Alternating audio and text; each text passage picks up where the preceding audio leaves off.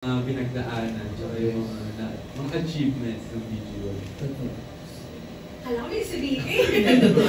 Moving ka pa ng malalim. Nakakatuwa, habang pinapanood nyo, natatawa kayo dun sa mga ginagawa nyo.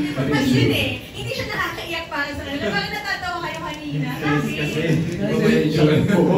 every, every clip, may mga naaalala kaming, siguro, yung mga funny moments din. So parang sa utak namin, bumabalik siya. Kaya, tatawa kami. Tapos yung itsura din namin dati, sobrang layo sa itsura namin ngayon. Sobrang totoy namin sa ibang clip. So nagulat kami na, uy, meron palang ganyan. Ganda pala. Pero palakpakan naman natin yung mga nag-research ng clips na yan. Yes, thank you so much. Nag-ano kayo sila sa Google for that. Pero parang nakakapagbigay siya ng nostalgic na feeling. And for those who don't know, actually, I hosted your debut. Yes! January 29, 2021. Tama, no? Yes. With, I think, Sir MJ Felipe. Oo. So, dun kayo talaga ni-launch. Iba pa nga ang inyong mga parang totoy pa nga kayo. Pero ngayon. Pandemic. Oo, pandemic noon. Tapos parang grabe yung pinaghirapan nyo, pinagdaanan nyo, akala nyo hindi na kayo mag-debut. Tapos finally, ayun na, dumating na. So grabe talaga ang kanilang journey, guys. Pero sa ngayon, meron silang bagong EP.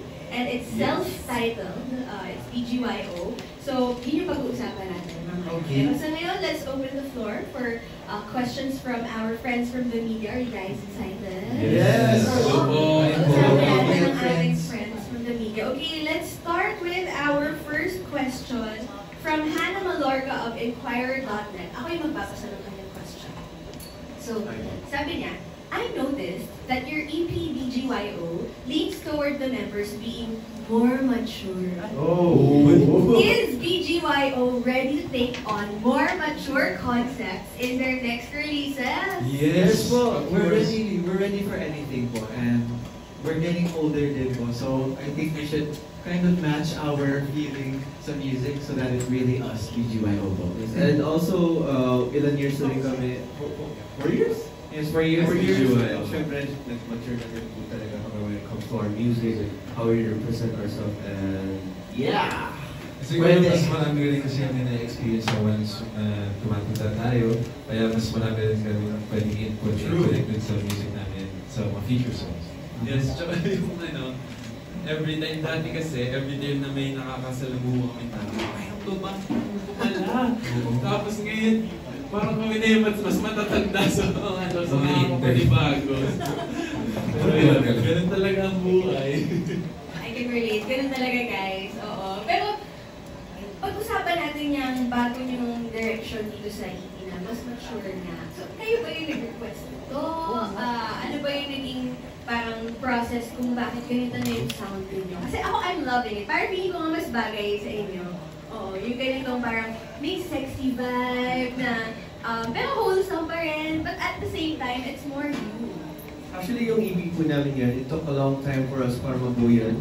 Actually, kinout na rin namin yung first year namin kasi we were trying to experiment kung anong sound yun.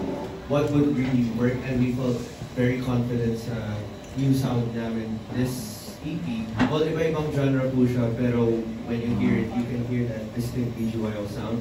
So usually, before, when we release something po, meron kaming mga meetings, we have listening sessions, and batuhan lang ng ideas. Kasama po din yung label namin, yung BGYO management, and of course us. Kasi, mas maganda kung teamwork eh. Kasi at the same time, may mababato ka, pero at the same time din, mag-guide ka din. So, tulungan po din siya. And for this BGYO EP, I think, nag-trick lahat yung mga natutunan namin throughout the 4 years. 4 years na we were in this group. As when regarding dun sa leaning towards sa maturity ng BGYO, I think agree kami lahat, hindi the management na it's time nga kasi nga we're getting older na nga rin. So it's time to be more mature, pero wholesome pa rin. Parang biglang hindi siya naging mature. We're getting more mature, tapos may nang gagawin ako. Ang cute, oh. Pero yun nga, kita pa rin natin yung playful side nyo, hindi nawawala. And I think that's also one of the things that Aces love about you, di ba? Kahit na now you're gearing towards more mature roles. Ready for mature roles, direct, oh. Pero di ba, hindi pa rin nawawala yung playful side ng BGY. Yes po. Okay, now let's go to the next question of Hannah pa rin from Thank you, Inquirer. Hannah. The members are active in other fields aside from BGYO. So aside from music, saang fields pa gusto ng members gumawa ng malaking impact? Oy! Oh, Pumunta ka na. Ako po, open pa rin naman po ako sa theater arts. So, sana magkaroon ng project sa theater. Actually, si Jenny din. Kaya theater kami before nga sa Tabing Ilog. Yes, yun nga, i-refresh natin yung memories nila. So ano na yung mga naging experience?